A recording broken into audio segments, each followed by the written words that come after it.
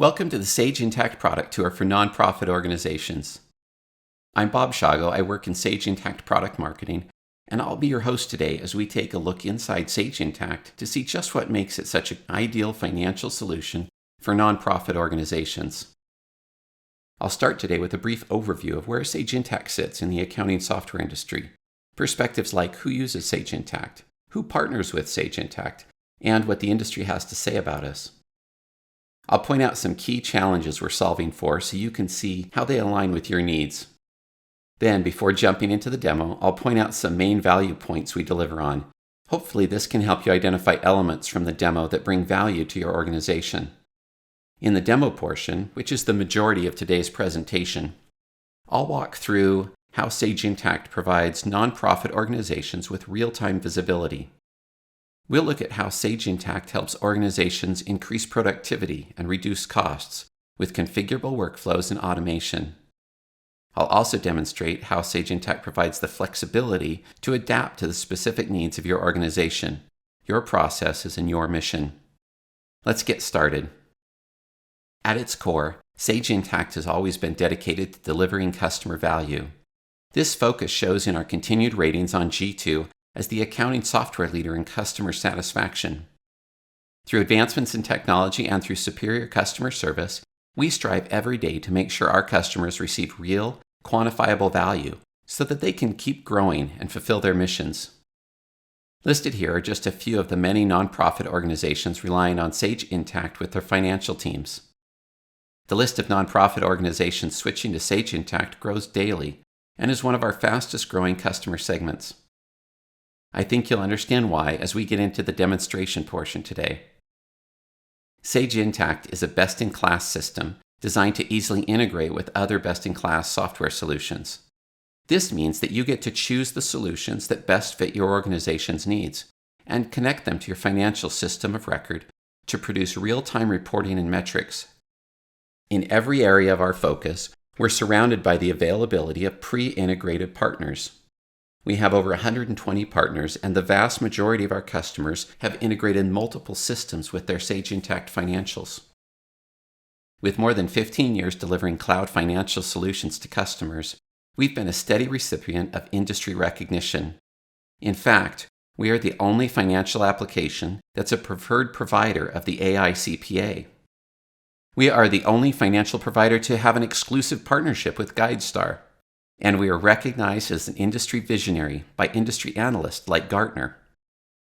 Let's take a brief look into why so many organizations want to use, partner with, and endorse Sage Intacct by looking at just what kinds of problems Sage Intacct is solving for nonprofit organizations.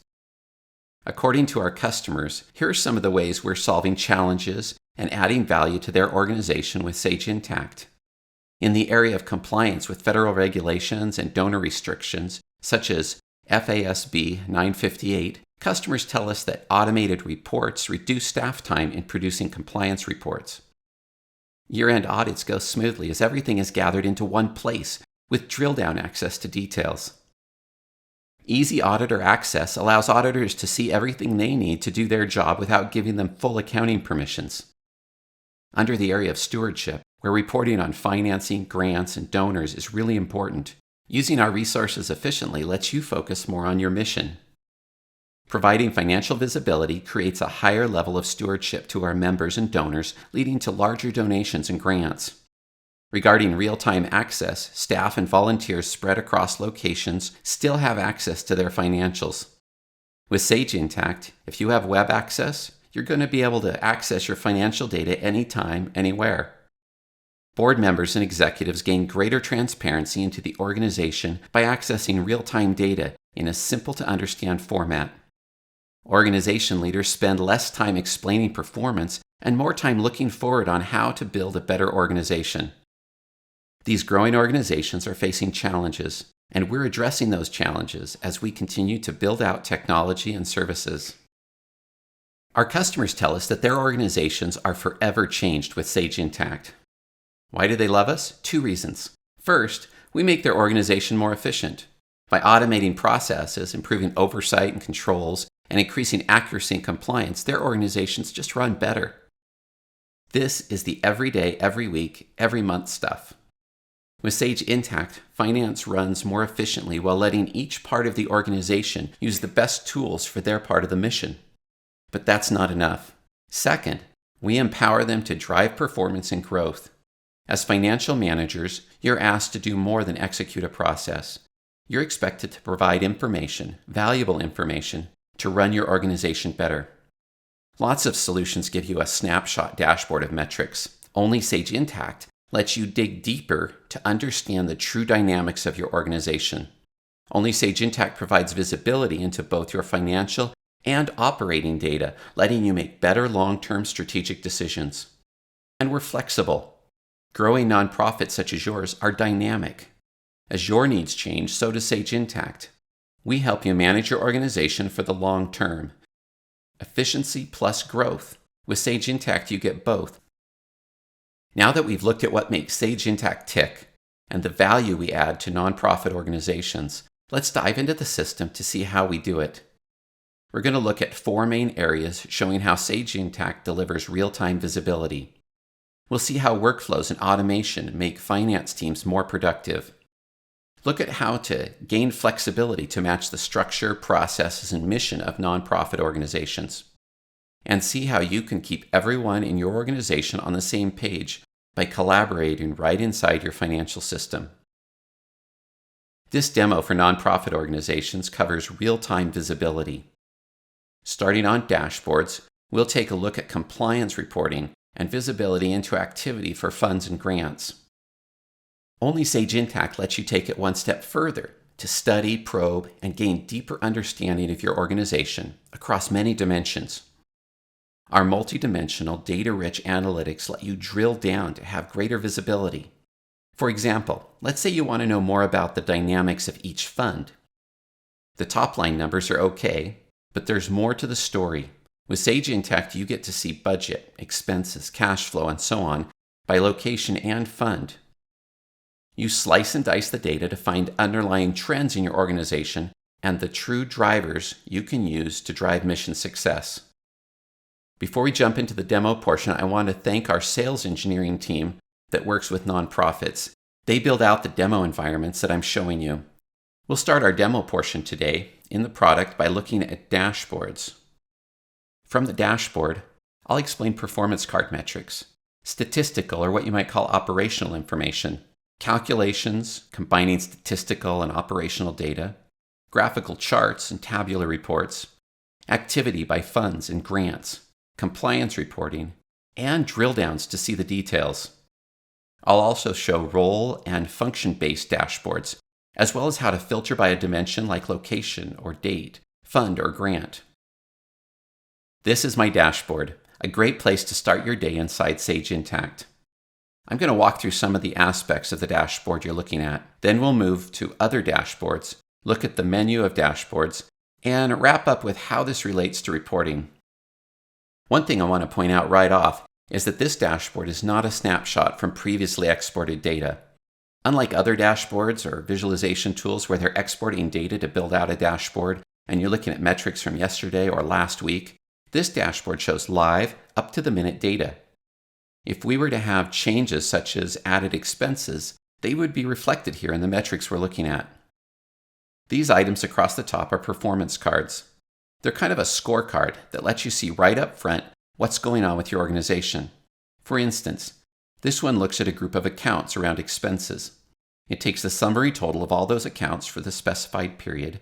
It also shows us a comparison. In this case, we're comparing to the prior year. We could be comparing to a prior month or prior quarter. It all depends on what you set it up to do. You control the account groups that feed these metrics and the display preferences, such as period or whether to compare to a previous period or to a budget. This performance card is pointing at what we call a statistical account or operational information. We're looking at captured information about meals served. We capture information into the statistical accounts through statistical journal entries. As you keep track of your different programs and different things going on, you can capture these metrics and display them right here on your dashboard. Now you have a real view of what's going on in your organization beyond just the dollars and cents. Volunteer hours is another statistical account. Hours are being entered in and displayed here. This performance card displays a calculated metric, expense per meal. We've taken statistical information, meals, and expenses associated with providing those meals to get a trackable metric of a per meal expense. Of course, this is just a sample company. This per meal might not be great if you're running a real soup kitchen, but you get the idea. That comparison versus prior year could look at outcomes from a lot of different periods like prior month or quarter or even a budget. Below the performance cards, I've got a variety of components creating visibility into the organization. I can display tabular reports that put the numbers right in front of me while also providing visualization to help interpret results. Notice that I've broken out expenses by programs. This is an example of dimensional reporting. In this organization, programs are set in the department dimension. Every transaction can be tagged with its program or department, then broken out in reports you can see here. The last line is a calculation showing the cost per member, also broken out by service. The column shows spark lines, useful for giving a quick visualization of trends. If I want to dive deeper into the data for this report, I click the magnifying glass to display it in its own window. In this expanded view, I can expand sections to see more detail. I can also click on any blue values to drill down to the transactions behind the data. Going back to the main dashboard, I have charts that provide a quick way to visualize data. If I want to look at the data behind these charts, as I roll over the chart area, I see the Show Data button. Clicking it shows me the data behind the chart. Rolling over it again, I get the button to return to the chart. I can see even more detail by clicking the chart to show the breakout of the data behind the chart in its own window. I can look at and edit the definition of the chart right from here. I can also make changes to the component, such as changing the type of chart or how the chart is displayed. I can choose everything from columns to donut charts, depending on the type of data I'm working with. And here we have aggregate revenue expenditures by site. So in this organization, I have these 4 different sites, and I'm able to see revenue and expenditures across these sites, just like I did for departments or services above. We can look at grant comparisons where grant is another dimension. I have the statement of revenue expenditures where I compare different grants. The difference here is that grants is a custom dimension. In addition to 10 standard dimensions, Sage Intacct lets you add as many custom dimensions as you need.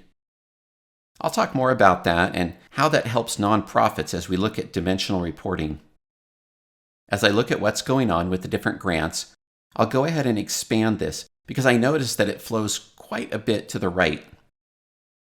Now I can see the whole thing. You can see I'm breaking out my revenue expenditures across these different grants. Going back to the dashboard, I also have comparison reports for program and location.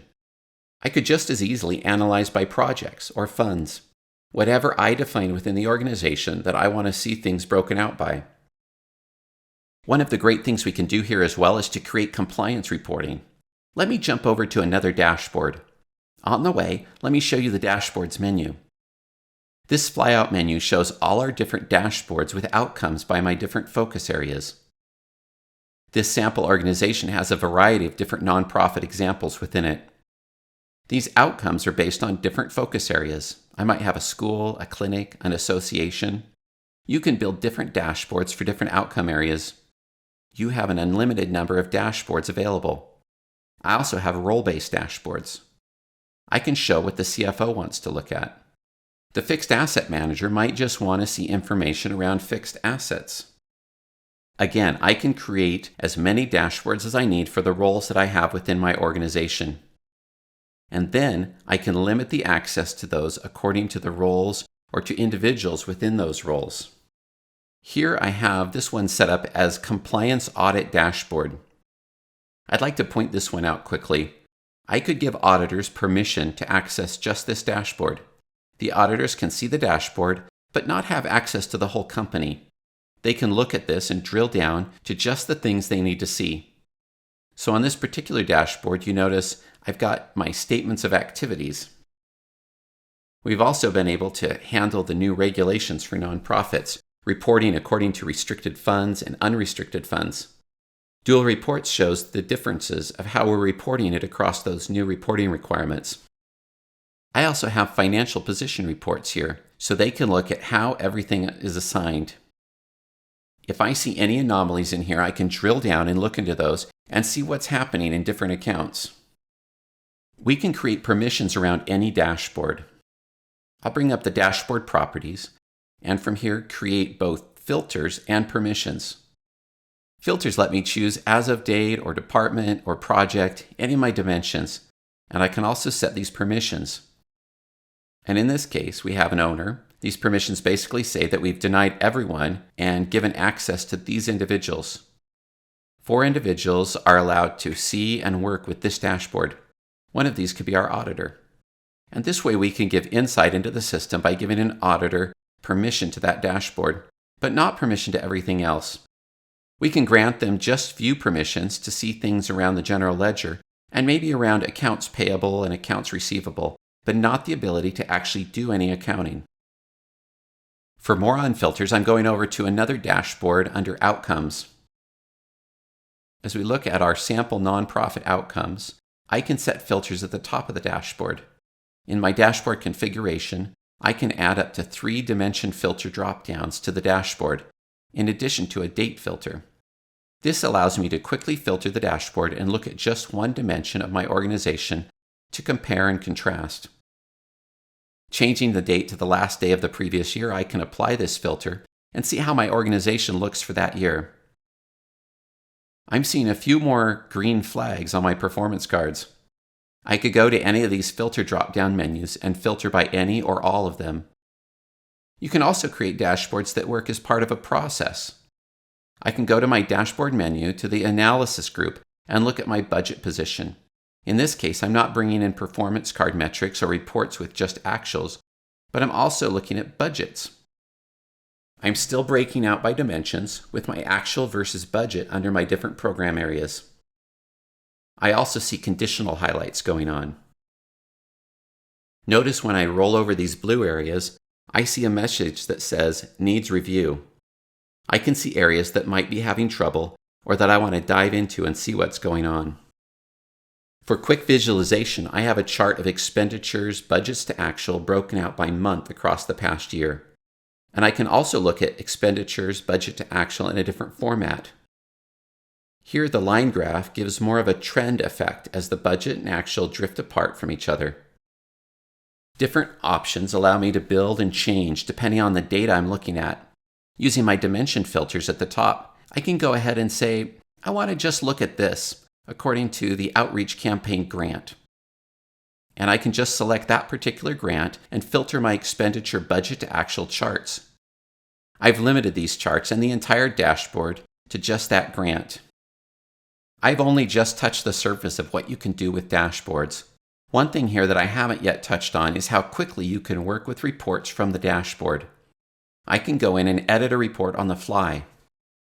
Clicking the Edit Report icon, the pencil, takes me to the Financial Report Writer, and from my Financial Report Writer, I can make edits to what's showing up, whether things are expanded or collapsed, how much detail I want to show, and so on.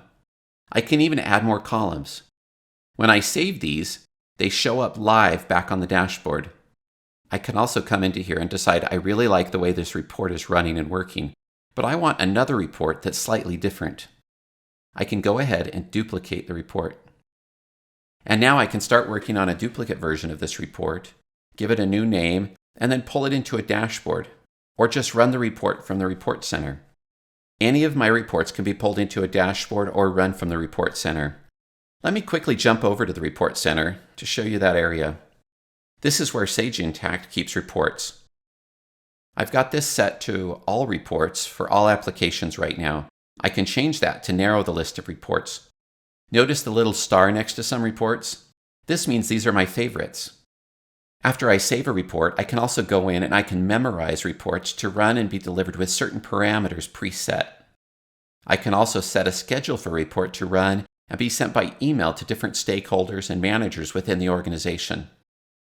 And I can do this with any of my reports to keep all my stakeholders apprised of how things are doing within the organization. We just looked at visibility across dimensions. I pointed out how performance metrics combined financial and operational information.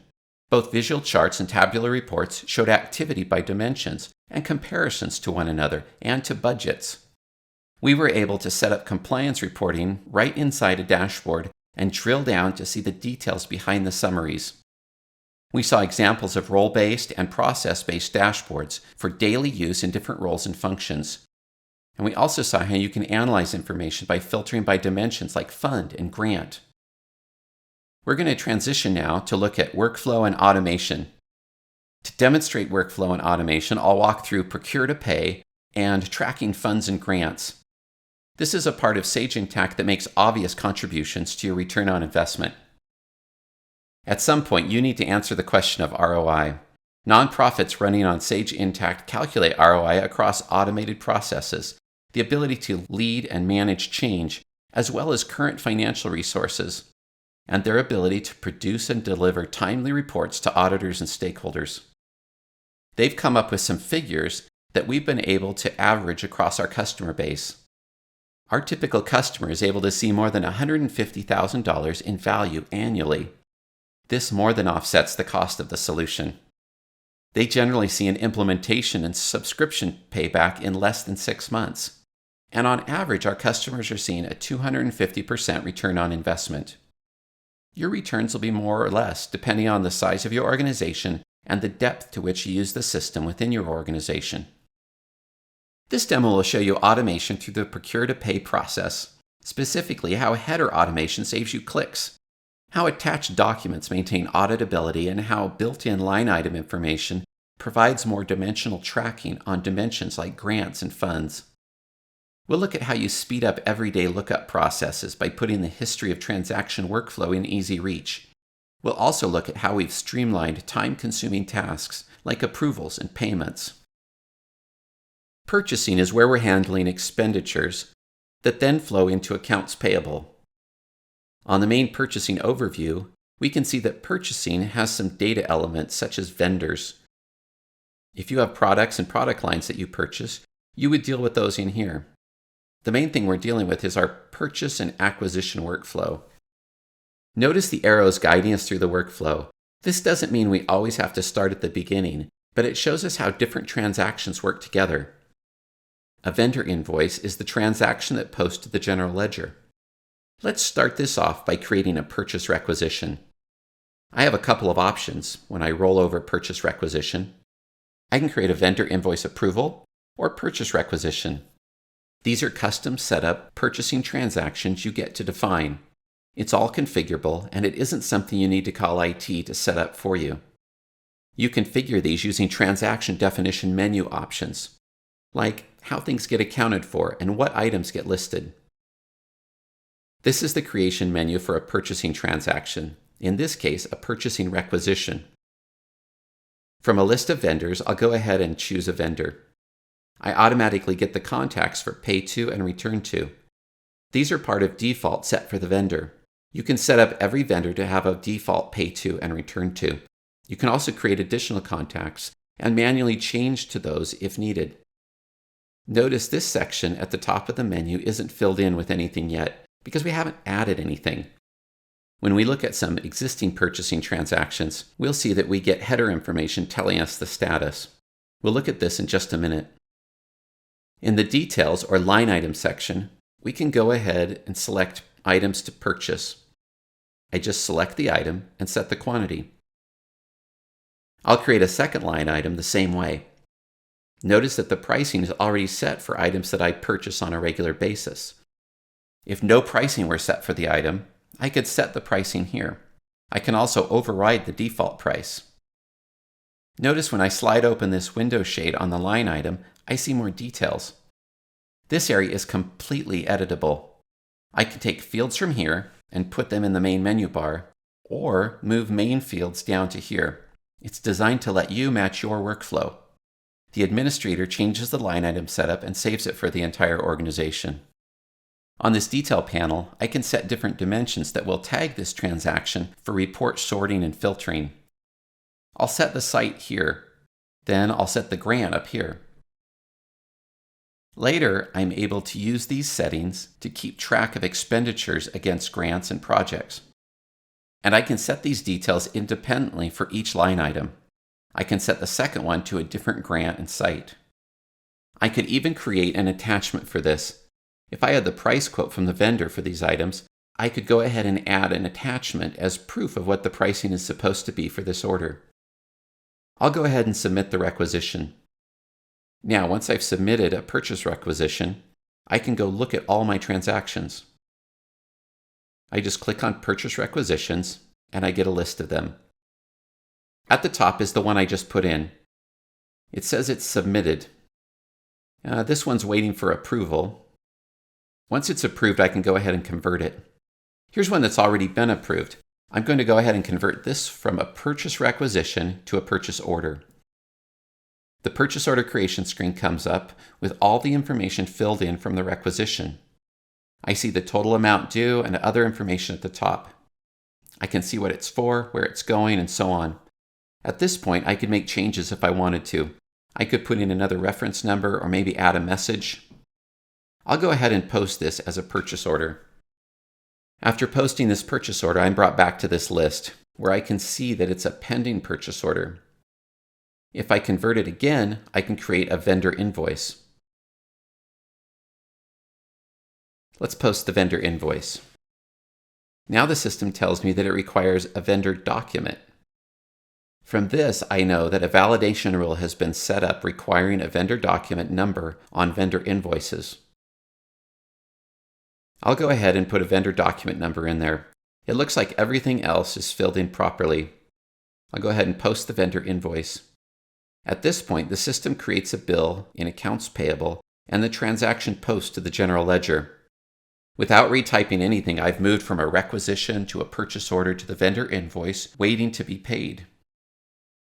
This brings us to another area of automation that we see when we go and look at some of the existing vendor invoices that are closed. As I review one of these older vendor invoices, I can see information about the vendor invoice, total items, transactional detail, transaction status closed. I can look at a history and see that this was created as a vendor invoice with a vendor invoice approval from K Grace on this date and time, and that the vendor invoice was created by K Grace on this date and time.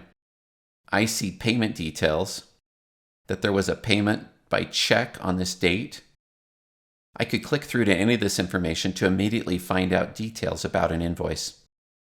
For example, if the vendor calls me and says, "Hey, I'm calling up on an old bill," I can quickly pull that information up using this reference number. Remember that one that was required? I have the full history right in front of me to answer questions. I can see everything that's going on with this bill right up front, saving me the time of digging through files or old records to find all this information. Remember, I showed you that first requisition that was waiting for approval? That's another area where Sage Intacct can save you time. If we go back to the dashboards, I can go to the role-based dashboard for my CFO. I've actually added a component there. Here it is. I have this purchasing transaction waiting for approval. This list of items waiting for approval is different based on the logged-in user. Managers see the things that they need to approve. I would also receive an email about pending approvals, and I can access approvals in a mobile-friendly interface like a phone or a tablet. Often in a nonprofit, you have people out in the field working on programs and fundraising, and they're also the people who need to approve things. No more playing find the manager when it's time for approvals. Sage Intacct also offers payment automation. I don't have this connected live because it's a demo organization, and connections to our payment services have to be live and active. We offer payments through American Express. Using our Vendor Payment Services module, checks are no longer cut and mailed from your office.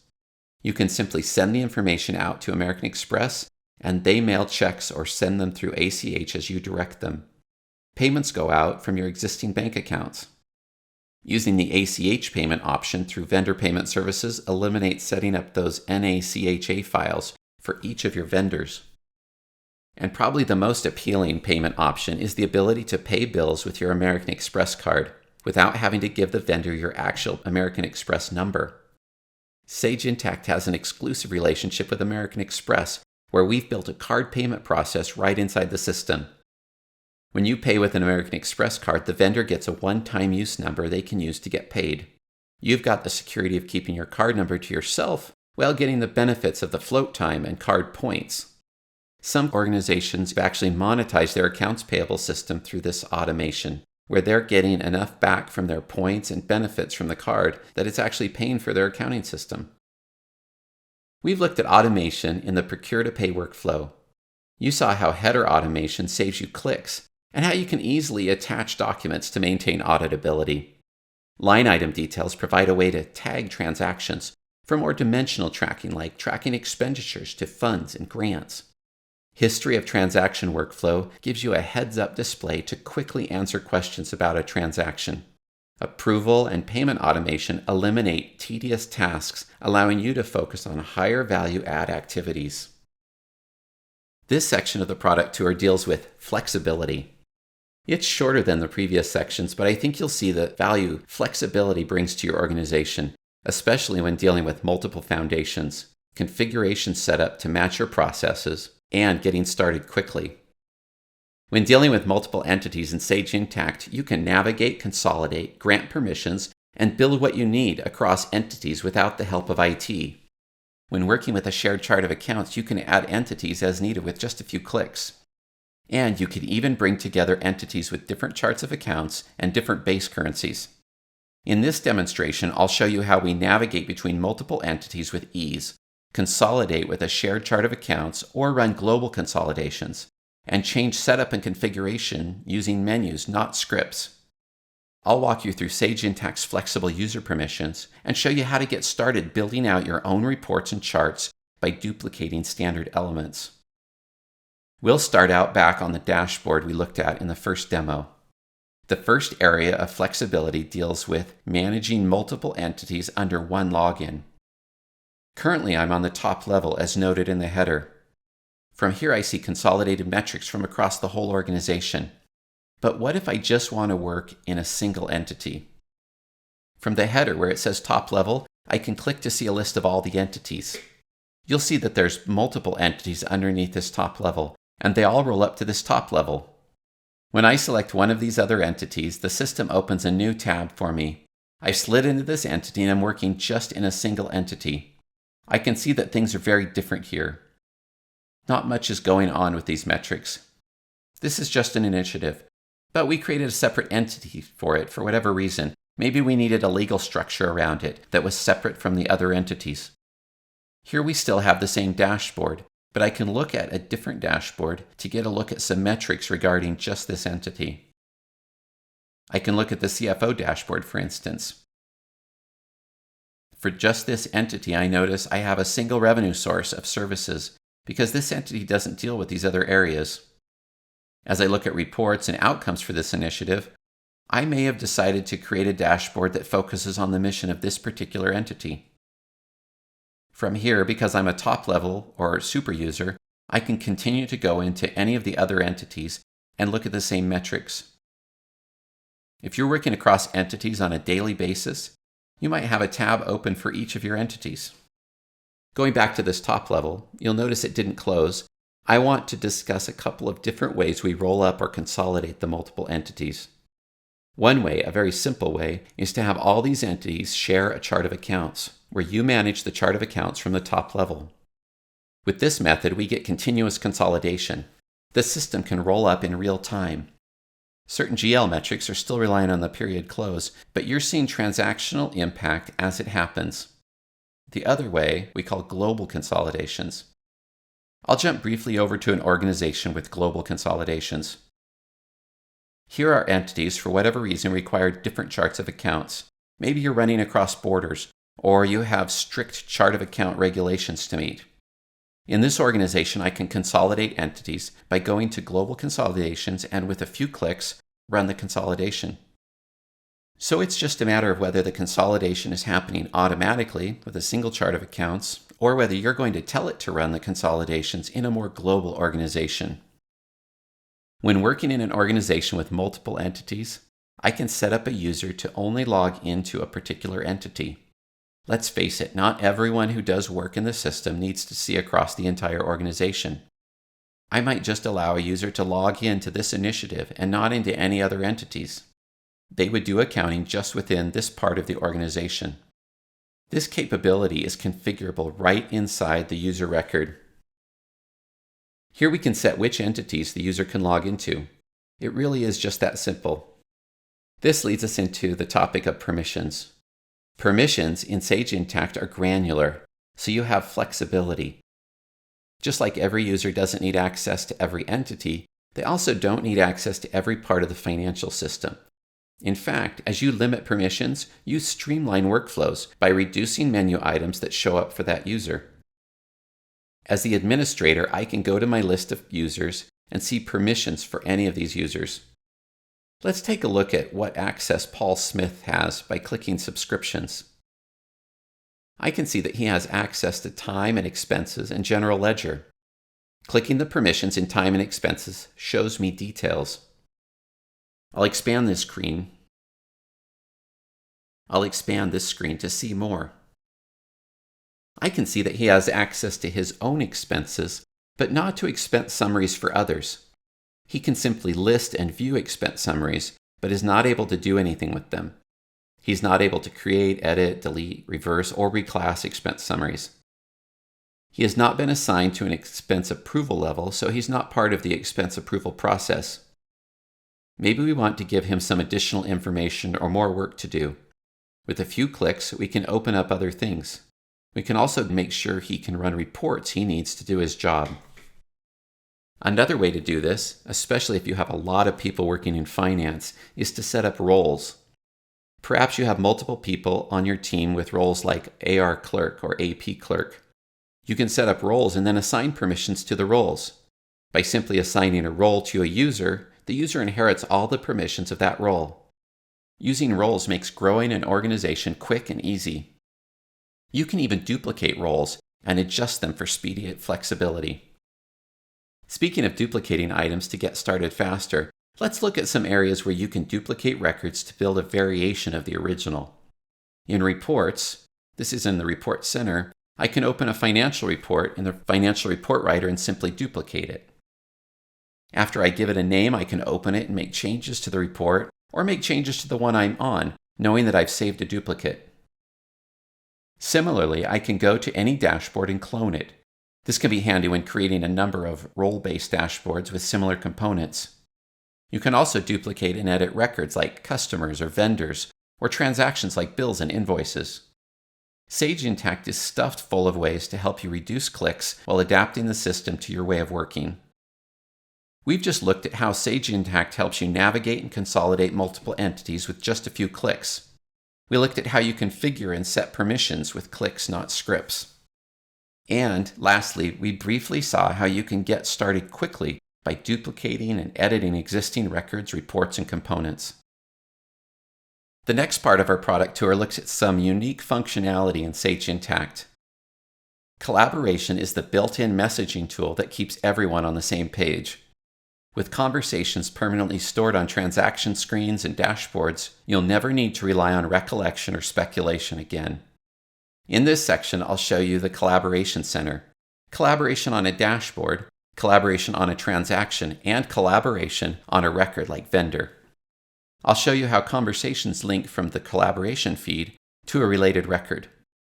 Starting on my dashboard screen again, I want to point out a little icon in the upper corner of the main header.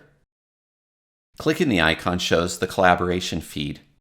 From here, I can navigate to my main collaboration center. The collaboration center is where I can see all my feed history and where I can follow other users, or I can create groups, public and private. For instance, I might want to create a private group to collaborate while working on an audit. I can also place a Collaborate feed on a dashboard. When using the dashboard live in a menu, the Collaborate feed can be used to store information about decisions. You can even use the feed to take a snapshot of a chart or report and store it with the feed as a record of what the component looked like on the day of the conversation. One of the most powerful uses of Collaborate is tying a conversation to a record such as a transaction. For instance, we might want to go look at expenditures and drill down to see the details behind the summary. Looking at these details, we see that some are repeating, but others aren't. This one is a little higher than normal. I might have a question about this particular line. Drilling down further brings me to the journal entry associated with this transaction. Right on the transaction screen, I can ask the question, why is this higher than normal? I can tag another user in the organization so that they get a notification about my question. The notification will include a link to this journal entry. Perhaps the person I tagged comes here and comments, this was the month we hosted our training. And that question and any answers that come back are permanently stored with this journal entry. Later on, if the CFO has a question about it, we can look at this and understand the reason for the higher amount. In addition to these internal conversations, Sage Intacct Collaborate is tied to Chatter in Salesforce. So in organizations that use the integration between Sage Intacct and Salesforce, collaboration and Chatter conversations go back and forth. Anything that's entered in Chatter will be reflected in conversations in Collaborate. Anything entered in Collaborate shows up over in Chatter. Those in the front office gathering revenue, or those working with grant providers and stakeholders outside the office, will be able to enjoy real-time, stored communication back and forth with the people in the back office in finance. And just like I had a link to that journal entry in the notification to the other user, every item in the Collaboration Center that has a related record contains a link to that record. I can just go to my collaboration feed rather than searching for this journal entry. When I click on this record link, I go straight to the journal entry. This is just a little bit about how we keep the whole company on the same page through collaborating and storing messages within the organization. In this section, we've looked at the Collaboration Center, collaborating in the context of a dashboard and a transaction or record, and how to use Collaborate to quickly jump to records needing your attention. I hope you've seen some things in this product tour that have resonated with issues you're finding or ways Sage Intacct can help you improve your organization. If you're interested in learning more, we offer a number of resources on our website. We have everything from a free trial for you to get a hands-on experience of Sage Intacct to a variety of upcoming webinars. Follow us on Twitter and connect with us on Facebook or call us directly. We'd love to answer questions about your specific organization. Thank you for watching, and we hope to hear from you soon.